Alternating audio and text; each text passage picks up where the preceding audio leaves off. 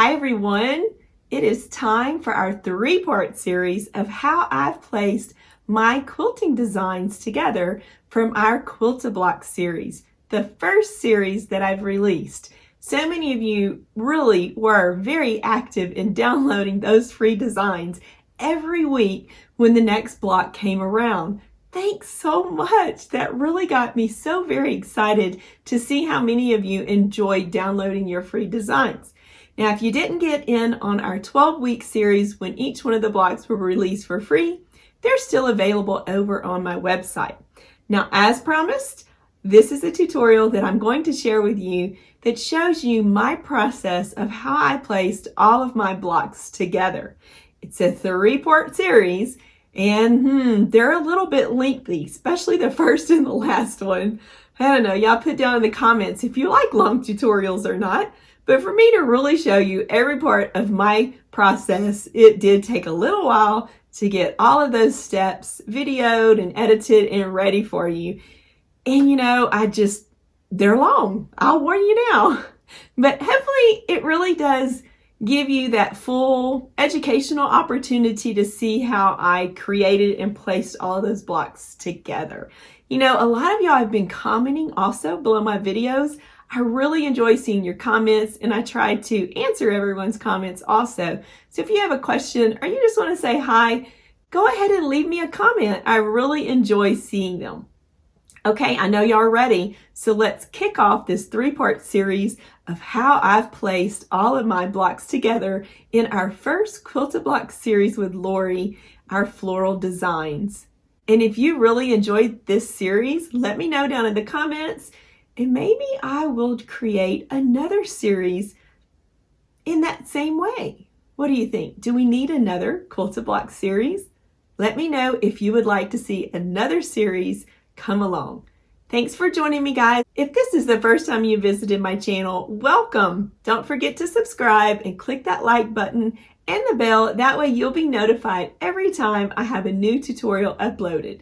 Enjoy! It's time for us to go over a few things before we start putting our blocks together. I have the stack of all of my finished blocks right here. They've all been trimmed nice and neat, just like I showed you on our original construction tutorial. So if you need a refresher course on that, I'll link it down in the description and you can watch that. So here I have mine stacked from block number 1 all the way to block number 12. All the way down. And then what I did also, and you'll want to do this, is just flip your block over and trim any extra tie-offs. They're a bit too long and not so pretty. And then also give your blocks a press. So I pressed all of my blocks after they've been finished to where they would look nice and neat. And now let's talk about how we're going to place them together. I'm going to move my stack over here. And the way I'm going to place mine together is I'm going to do 4 rows of 3. So I'm going to take each block, my first 3 blocks, and I'm going to lay it like this. Now, if you'll notice my fabrics here, I have my darker fabrics and then in an angle, kind of like a bow tie concept. I want to go ahead and do the same thing as I add them all together. I'm going to continue that path of my dark squares. And if I end up needing to rotate one of my flowers to accomplish that positioning, it's going to be okay because a flower looks pretty much the same either way you turn it. So I'm not going to really be concerned about what's the top of my flower and what's the bottom of my flower. I basically am going to just follow the path of keeping that little path going with the same squares on each one of those 4 patch.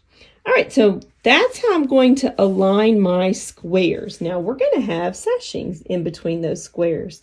And this is the fabric that I've chosen to accent my block fabrics. And these fabrics, these sashing pieces are single pieces. So you see the right side of the fabric and you see the wrong side of the fabric. And each one of these short sashings measures 3 inches wide. Now, to determine how high your sashing pieces need to be, what you're going to do is take one of your nicely trimmed and accurate blocks. You're going to measure from the top and to the bottom, And when you get that measurement, you're going to add 3/4 of an inch to it. I don't want to tell you a measurement to cut for your height. We all have the opportunity to create these blocks in those 3 different sizes. So you may not have done the same size block that I did. But basically what you want to do is cut your sashings 3 inches wide, the height of the block plus 3/4 of an inch. And that's going to allow us to have extra fabric extending below and above the block. And that's going to help us put our sashings together more easily. You're going to need 8 short sashings, 3 inches wide by whatever height you've determined that yours needs to be. Okay, so I'm going to set those aside for a moment.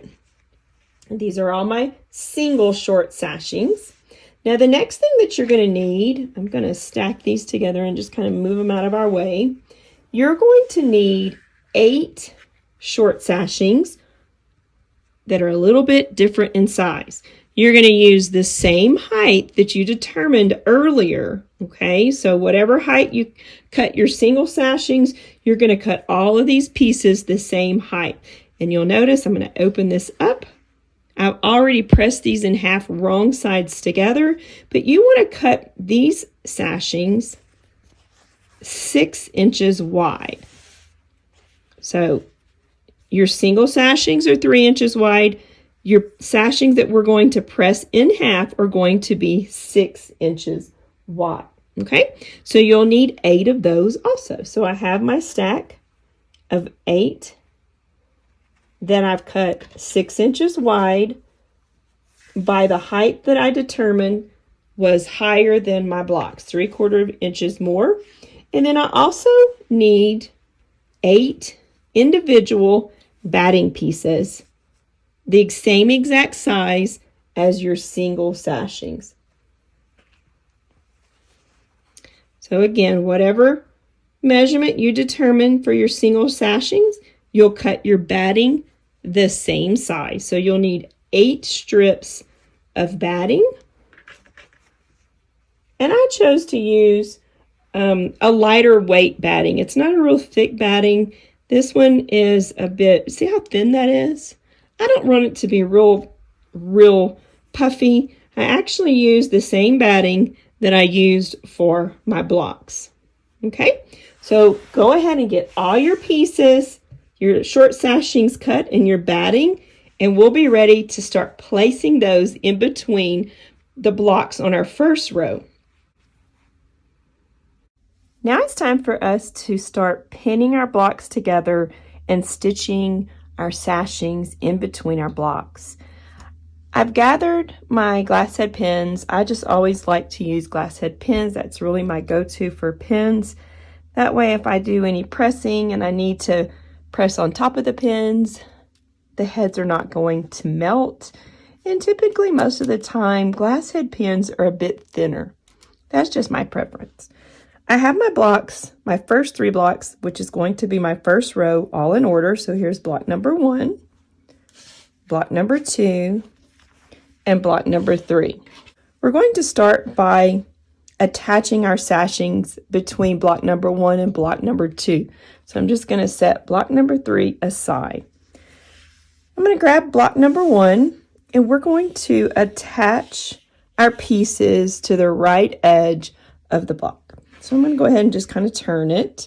I'm going to grab one of my single sashings. I'm going to grab one of my batting pieces. And I'm going to grab one of my sashing pieces that have been folded in half and pressed together. So if you haven't pressed these pieces in half, you'll want to make sure you press them in half nice and neat. Now this piece that's been folded in half, we're going to place it, let me set these out of the way for just a second. We're going to place this piece on the right side of the block. So we'll just pick up our block, we'll align it to our outer edges, nice and flush. Now remember in my first tutorial, I said if you're a little bit shy when you trimmed, that it's okay, we would work it out in the end. So here I have a block then I have a little less than 1/4 inch of fabric, but you'll notice that my stabilizer extends a bit further. So when I align the edges of my sashing piece, here's my cut edges of that folded sashing, I'm going to align those edges to that outer edge of the stabilizer. So if you have any blocks that are exactly like this one is, make sure you're aligning the edge of the sashing fabric to the edge of that stabilizer. Here on this side, it equals out, so I have an accurate fabric trim here. All right, now what I'm going to do is flip it over so you can see it a little more clearly when I'm pinning, but we have our folded block, right sides together on the front of the block, and again, this is the right edge of the block. So let's just flip it over because it'll be easier for you to see me to pin. All right, now another thing that you're going to notice is that our sashings extend wider than the block, and that's exactly what we wanted to happen because that's going to help us in the end to be more accurate. All right, so now I'm just going to go ahead, place edge to edge, grab me a pin, and pin this together.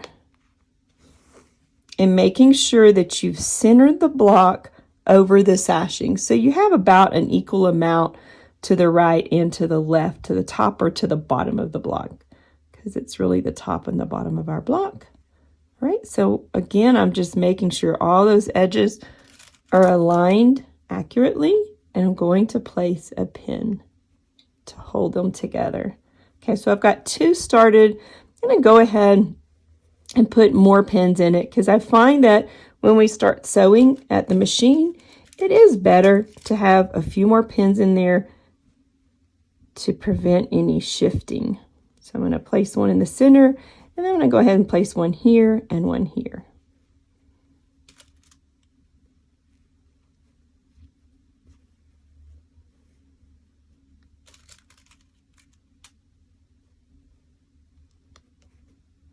Okay, so that's all pinned together, but we're not through just yet.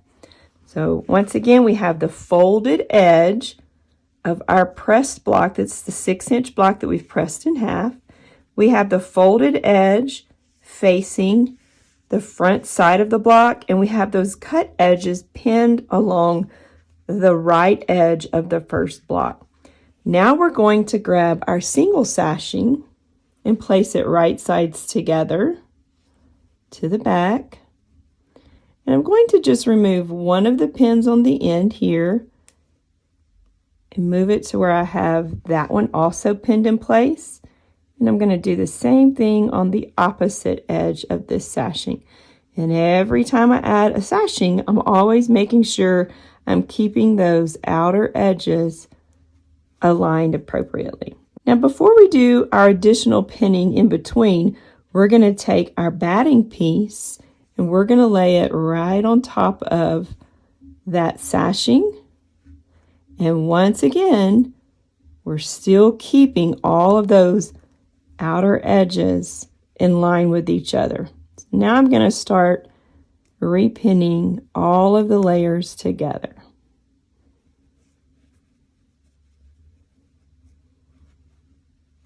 So you'll get into your little method of pinning once you get started. It'll become a bit of a habit. All right, so I've got all of those layers pinned together, nice and neat and accurate. I'm going to go ahead and place a pin a little bit further out just to have extra accuracy there.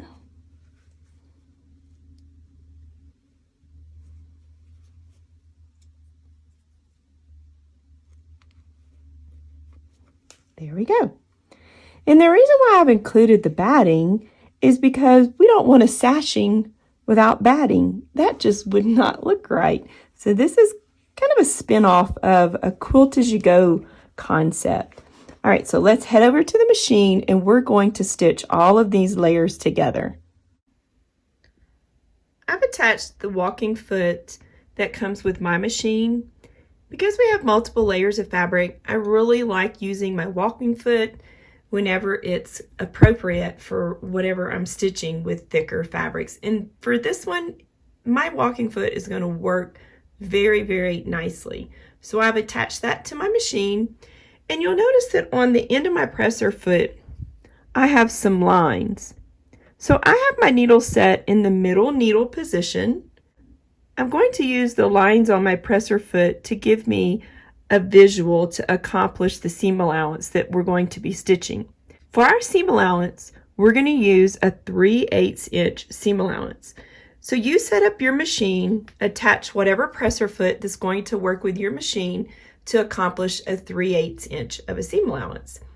And that way, when we use a 3/8 inch seam allowance, it's going to stitch our stitch just a little bit inside of those square outlines that were stitched when we did our embroidery, and when we were placing our blocks together, it attached all those layers together for us. So using that 3/8 inch seam allowance is going to allow those stitching lines to be hidden. Go ahead and set your machine up to accomplish a 3/8 inch seam allowance. My machine allows me to use a feature on it to be more accurate also when I'm doing any type of straight stitching or any other type of stitching also. I'm going to use my guideline marker to also help me visually create an accurate seam allowance that I want to accomplish. You may have a machine that has this feature on it also, so let me show you how I'm going to use that to also help me create a visual experience, and that's going to give me a little more accuracy. Let's go into the sewing side of our machine. And I'm going to use that straight stitch middle. And my machine automatically defaults to that stitch, that 103. So I'm going to leave that stitch selected. The next thing that I want to do is touch my guideline marker icon. And then it's going to allow me to make some adjustments. So you'll notice that I have a bit of a red shadow right beside my stitch. On my sole that goes onto my walking foot, you'll notice that I have some measurement markings. If I have my needle in the center needle position, this mark right here is going to represent my 3/8 of an inch seam allowance. And that's where I'm going to have my needle, and this is where I want to guide the right edge of my fabric. Let's line up our guideline marker along this reference mark on our presser foot. I'm going to place my layers of fabric right here underneath the presser foot. I'm going to turn on my guideline marker. You'll see the red line appear. It appears right here. And then I'm going to go ahead and use that plus icon at the bottom and move it over horizontally till I get to my marking.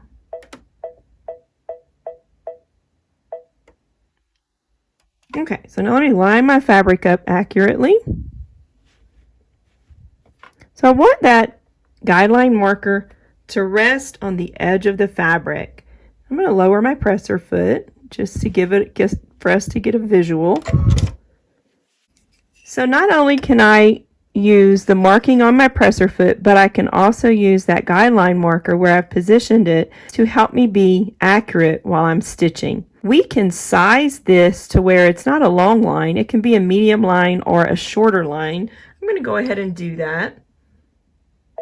There's the medium length, and there's the short length. I'm going to leave it to the medium length.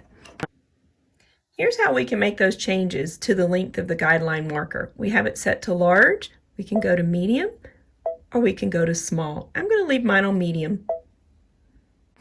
I like to really keep my eyes right in this area when I'm using my guideline marker. I just find that it's easier on my eyes, and it helps me get the accuracy that I want when I'm using that guideline marker. Let's start stitching our sashings, our batting, and our block all together. Before you start stitching, I just want to mention that I've matched my bobbin thread and my needle thread to my sashing fabric. That way, any of those threads that I'm stitching with are going to blend with the fabric choices that I've chosen for my sashings.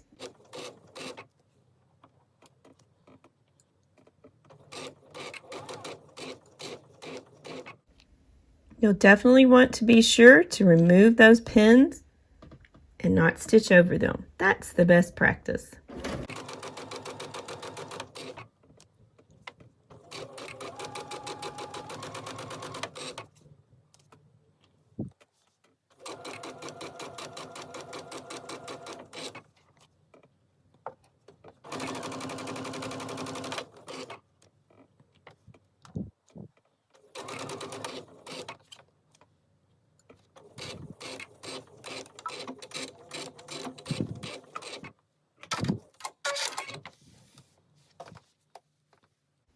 Our seam is all stitched. Let's head over to our pressing station. I like to set my seams in, so I'm going to give it a nice little flat press. And using starch is always something that I like to do also when I'm pressing. Now, you'll notice on the back side, we've got a beautiful seam. None of my stitching is showing from that previous line that was stitched on our embroidery machine. While I have it flipped over to the back, I'm going to go ahead and give it a press so that the batting and the sashing rests nice and flat away from the block itself. Look how pretty and accurate that is. Let's flip it back over to the front. And then we're going to press the seam away from the block. We're going to press the sashing away from the block. Now that we're all pressed, we're going to attach our next block to the opposite side of our back sashing and batting. Let me show you how to do that. Doesn't this just look so pretty and crisp once we've attached it and pressed it beautifully? It just really gives it accuracy when you press as you go. Now let's open up our sashing here. This is the one that has the folded edge on it, but you'll notice that our single sashing and our batting is attached to the back of the block. So we want to attach the batting and the back sashing to the back of our second block.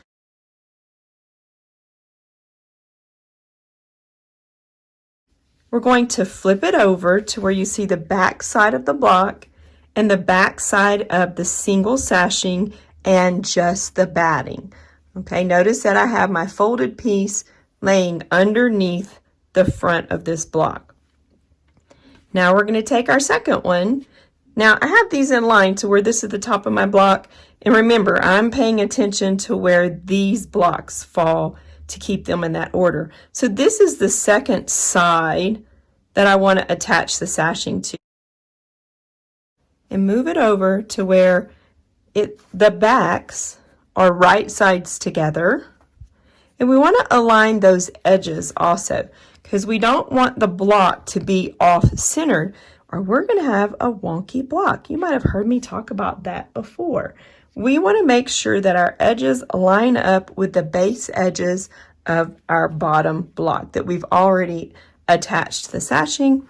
So I'm going to take it and just kind of rotate it a little bit to where you can see it more clearly, and I can see it a little more clearly.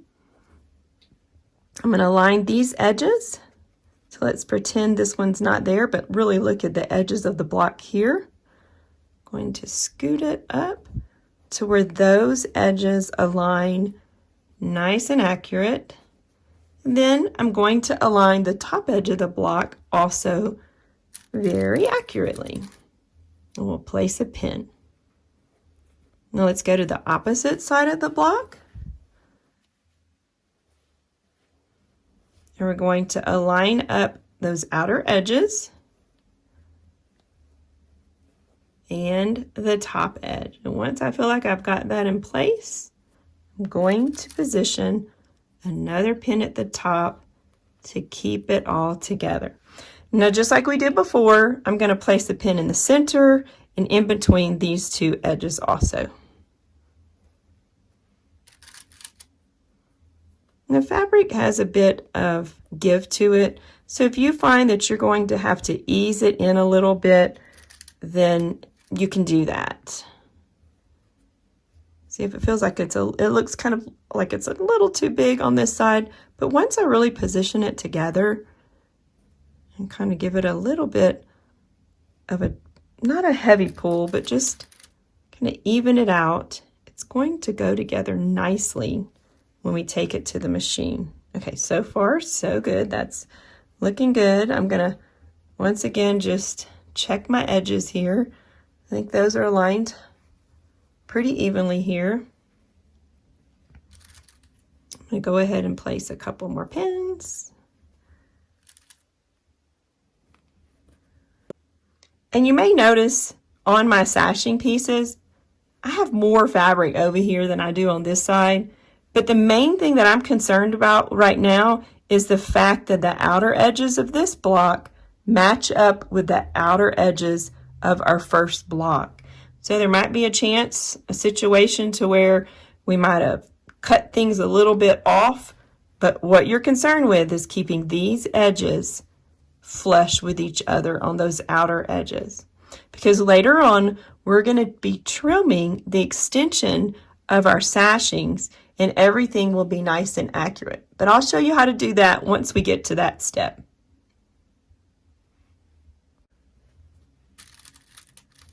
And then we're going to go back to the sewing machine and stitch these two layers together just like we did previously using that 3/8 of an inch seam allowance. I find that I like to keep the batting layer contacting my feed dog. So I'm going to place that on the bottom. And once again, we're ready to start stitching.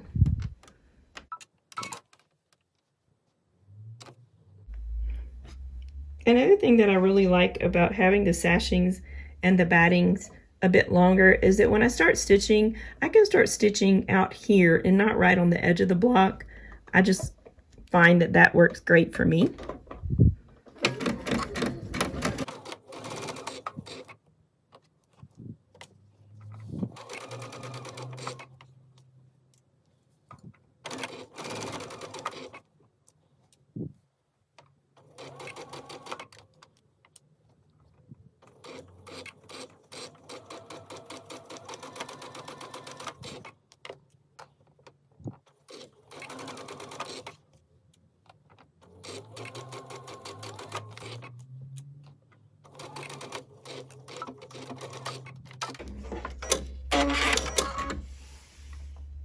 Now it's time to take it over to the pressing station. Here's the seam that we just sewed together. I'm going to give it a press, and I'm going to press it towards the center of the sashing.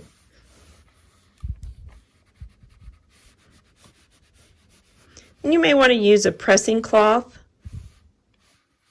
so it doesn't contact your batting. I'm going to go ahead and flip it over. Look how pretty and accurate that looks on the back. Now, once again, I do recommend spraying it with a bit of starch and then doing your pressing. It really gives it an accurate finish and some crisp memory to those pressing areas. Okay, that looks so pretty. Oh, I accidentally pressed that down in the wrong direction, so let me fix that. That might happen to you. After you start doing a few of these, it'll all just become second nature. Now the next thing we're going to do is take and fold this over, and we're going to do some pinning. I'm going to bring back over to my little pinning station and we'll see that more up close. We've attached our back single short sashing to each of these backs of these blocks, okay? So now it's time for us to fold over our folded top sashing to meet nicely along our stitch that we just stitched on our sewing machine. I'm going to flip it this way because I think you'll be able to see me get that in place a bit more accurately if I show you from this direction. So we're going to take the folded edge, and we want to keep it center. We don't want it to get shifty, right? We want to keep it as accurate as we can. We want to allow the fold to cover up the stitch line that we just stitched when we seamed those that back sashing and batting to the back of this block. All right, so I'm going to bring it over.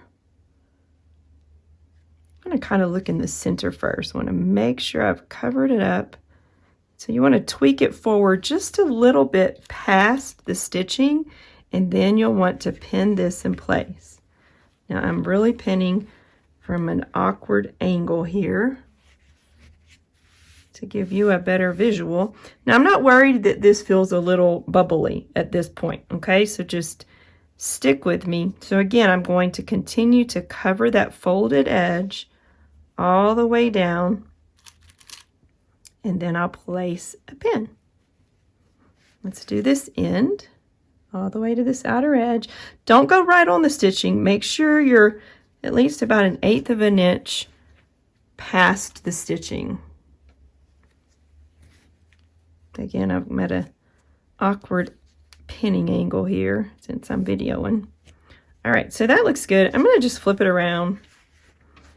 Take a look there. Okay, I like that. Now, I really want to have more pins in place, just like we did before. So I'm going to go ahead, and you would want to pin all along. So now I went ahead and added additional pins to where it's going to control that folded edge. I'm going to turn it around one more time so you can kind of see it from this angle. So here's our opening. But we've got the pins controlling that fold. We're going to go back to the machine, and we're going to top stitch about 1/8 of an inch in from this folded edge. We're going to give it a press, and then we're going to do a top stitch 1/8 of an inch in from this folded edge. But first, let's go get this one stitched in, then we're going to press it, and then go back and do this top stitching. That way, once we press it, we'll be able to allow this extra fabric to lay nice and flat and controlled before we add our top stitching over here. Before I do my top stitching, I'm going to switch over to my sole. It's a different sole. It's my Stitch in the Ditch sole with guide, and that's going to help me create that more accurate stitching. So I'm just going to pull that one off.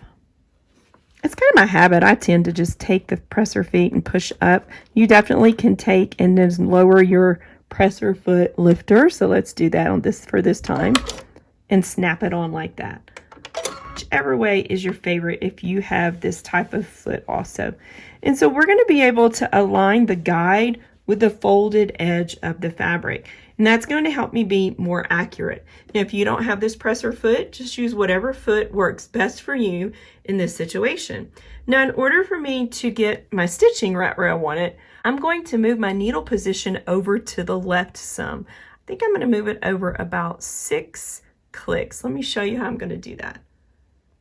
I'm going to go right here to my left and right shift, and I'm going to use the arrow down icon, and I'm just going to touch it 6 times.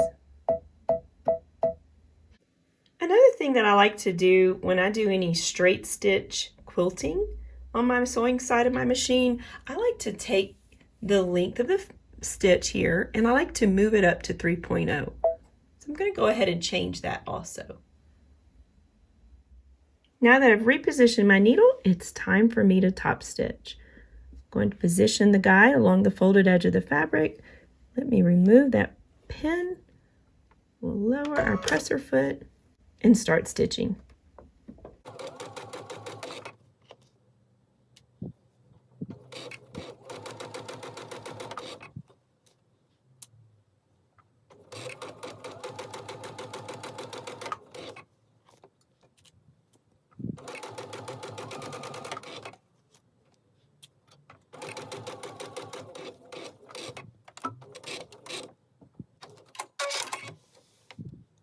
Look how pretty that top stitching is.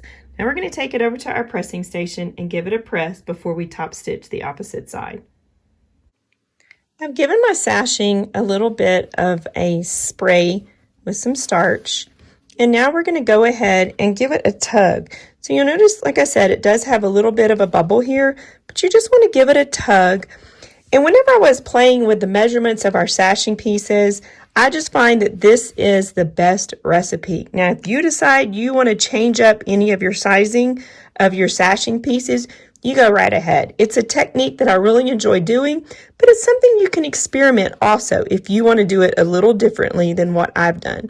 All right, so I'm going to go ahead and start pressing. I'm going to take my iron and just kind of place it right on top, and I'm kind of tugging to the left when I do that, and then just give it a nice flat press.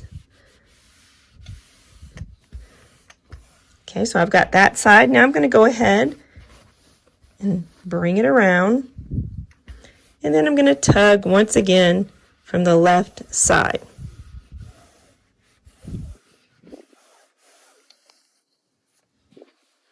And I think that's going to look nice and neat. Now, all of the designs that I've drawn and digitized for you, they're original. So they're not symmetrical to where, you know, they're going to lay perfectly within a square. So you might have some of your sashings come up on top of a little bit of the edge of your stitching. And you know, that's just the way it is. In hindsight, maybe next time I would have made the designs a little bit smaller for y'all, but I really wanted the quilting to cover the gamut of the block, the most part of the block. So just play with it a little bit, get your top stitching in there. It's going to look so pretty when you get it finished. All right, so now it's time for us to head over here and do our top stitching on the opposite side of our sashing. So now we'll just go ahead, place our sashing up underneath, and again I'm going to guide the of the foot along the right edge of this edge of the sashing.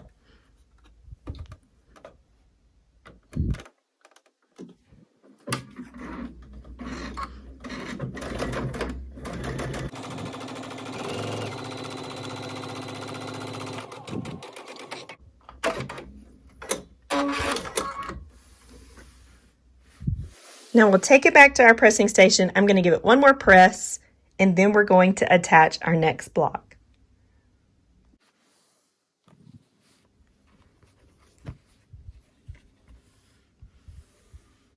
Now, it is really important, in my opinion, that you match your threads to your sashings. They look really pretty on the front, because it might be that some of them are going to appear out into the fabric when you go to the opposite side, the back side of your block. So when you're matching those threads, it really helps blend your stitching into your back of your fabric. So if you're using fabric that's predominantly one color on the front and one color on the back, then you can change your bobbin thread to match the back side of your fabric and your needle thread to match the top of your fabric. We have our first sashing set attached. Now I just want to let you know that because I'm videoing, I need to show you every step to kind of get you to a stopping point. But whenever I start attaching the additional rows together, I'm going to do all of my first stitching. So I'm going to place my front sashing, my single back sashing, and my batting on one seam, and then I'll attach the other side of the single sashing and the batting to the opposite back side. And I'm going to do that to all of my short sashing pieces in between my blocks. And once I have all of those pieced together, then I'll go over to the part to where I changed my presser foot, I changed my stitch length, and the positioning of my needle.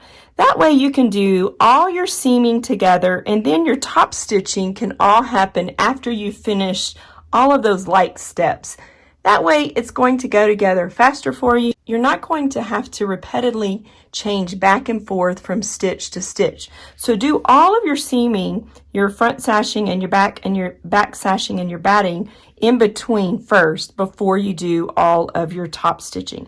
All right, so we're going to go ahead and we're going to continue to add our next strip of short sashing for the back and for the front in between our last two blocks on our first row.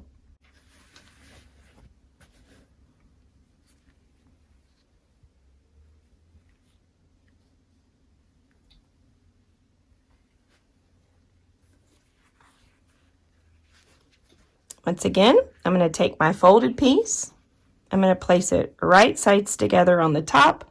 I'm going to align those top edges with the top edge of the side of the block. We'll just slip a pin or two in there and we'll flip it around so you can see it better. all of our edges nice and straight and continuing to make sure that we have sashing extending to the top and to the bottom of the block. Now we're going to take our short sashing, our single short sashing, and align it in that same manner. Place a few pins on.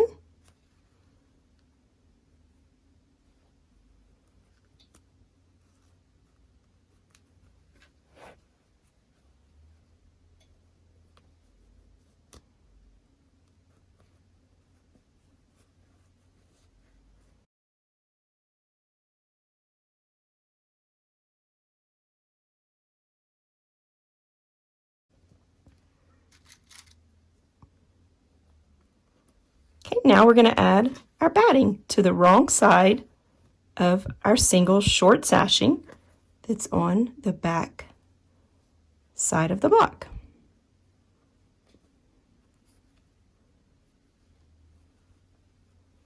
I really like having these strips longer because that gives you some wiggle room just in case we mess up a little bit. And it's easier because you don't have to really be concerned about starting and finishing right at the edges of the block. I just find that that's working smart and not hard. Okay, I'm going to slip one more pin over here.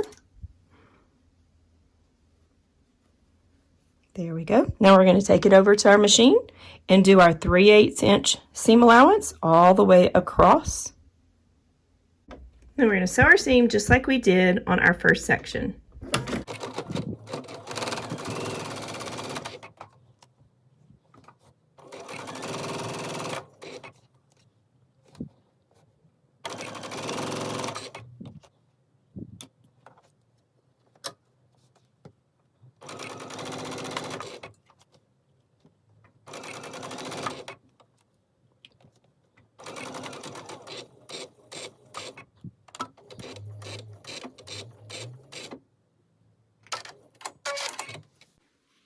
We'll set our seam, press our sashing away,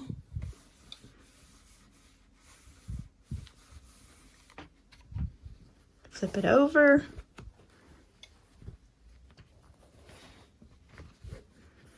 and press the single sashing and the batting away also. We have it all pressed up, nice and neat. Now it's time for us to add our third block onto our first row, and we're going to attach it to the back of our single sashing. Now we'll just flip our front folded sashing back. We're going to be attaching the side of our next block, right sides together from the back. So once again, our back pieces are going to be right sides together to that sashing edge. So I'm going to flip it around here, and then I'm going to align it. Once again, making sure that I align the outer edges with the outer edges of the block. So I'm going to find that alignment first and then also aligning it at the top. We'll slip a pin in. We'll go to the opposite side. Make that align. Slip our pin in.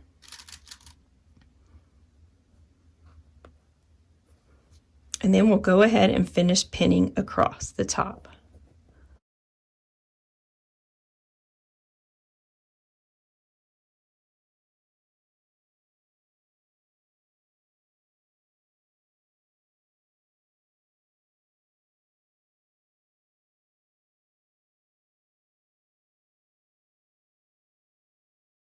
Okay, so now that's together, I'm going to go back to the machine and I'm going to attach all of these layers, our single sashing, our batting, and our third block together.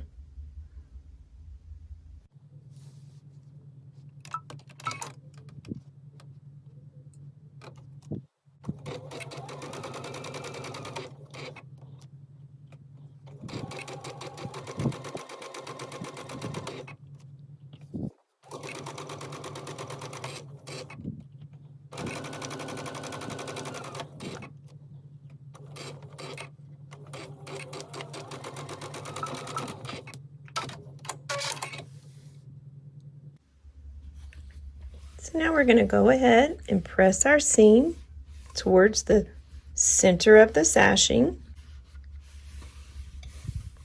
I'm going to flip it over to the back side. Now I like to spray it with some starch, best press, whichever you like to use, because it really does help give you an accurately pressed finish. So once again, I've kind of skewed that little, I kind of manipulated that seam in the wrong direction, so I'll give that one a little extra press. And then we're going to fold it over, give it a press once again, and then we're going to pin our folded edge over here along our seam. So once again, we're just going to fold over our folded edge. We're going to position it past the stitch line.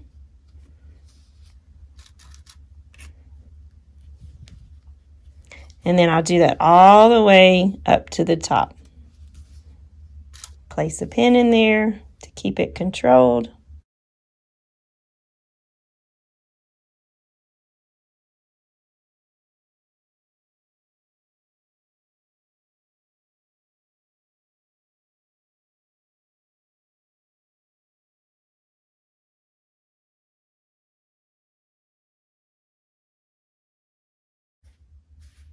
And now it's ready for us to do our top stitching along that folded edge.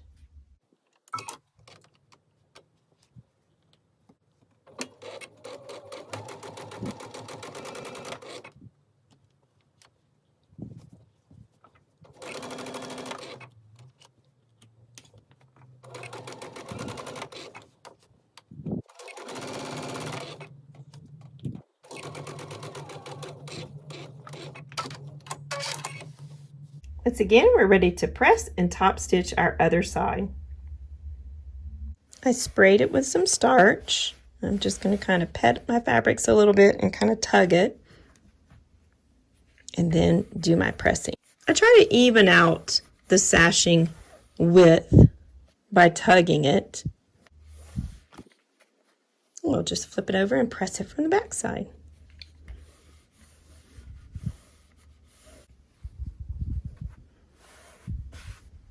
Let's go top stitch it.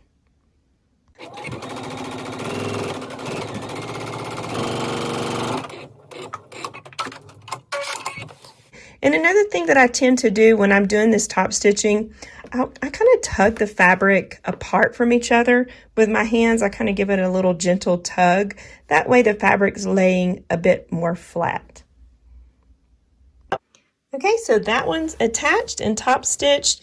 Now keep in mind, guys, if I flip this over on the back side, now this is the first one that I've done like this, so it's fun to be able to experiment and kind of refine your settings to accomplish the effects that you want. So when I start doing my next few rows, I'm going to move that stitch even further over to where it's going to land in the back side of the sashing and not in the back of the block. It looks really pretty on the top side, and even if I move it in a little bit, it's going to still look very pretty on the front. I've attached my sashings in between my blocks on my first row, so that one's ready to set aside. I'm going to do the same thing to the rest of my blocks to get all of my rows completed. Now keep in mind, I'm going to do all my construction stitching first before I do my top stitching. It's just going to make it easier for you so you don't have to flip back and forth your settings from doing construction and top stitching. But like I said, just because I'm doing a video for you, I wanted to bring you through that whole process on the first row. So complete all your construction with all of your blocks on all of your rows, then go back and do all of your top stitching to all of your sashings on all of your rows. Don't trim these out just yet. I'm going to show you how to do that later on. I have finished attaching all of my short sashings in between each one of my blocks for each one of my rows. And if you look, you'll notice that I actually have some additional quilting, some channel quilting in some of my short sashings. Now what we've already covered is completing all of our rows to this point, just like I have this row here. You'll notice that I haven't included any additional quilting on these sashings. So at this point, if you're happy with the way yours looks and you don't want to stitch any additional quilting, then you can go ahead and continue on to our next step. I'm going to include a separate tutorial showing how I've quilted the channel quilting additionally in between the short sashings. And that way, if you decide you want to do that also, then you can follow that tutorial and add the additional quilting in the short sashings before you go forward to our next tutorial. Once you finish all your quilting on all your sashings, then it's time for us to trim our short sashings to stop at the measurement of each of the top of the blocks. So I'm going to grab my ruler and my rotary cutter and let my ruler help align the straight edges of the block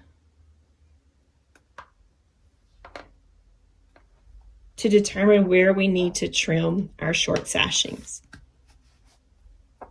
Now there might be times where a little bit of your block might need to be trimmed off to get an accurate straight trim, and that's okay. Just make sure when you're finished that you're all straight and trimmed up.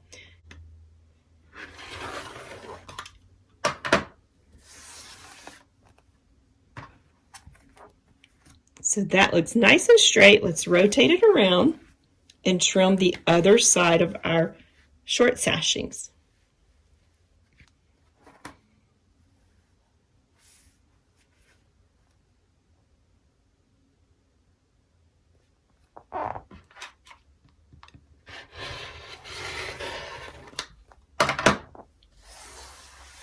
All trimmed up,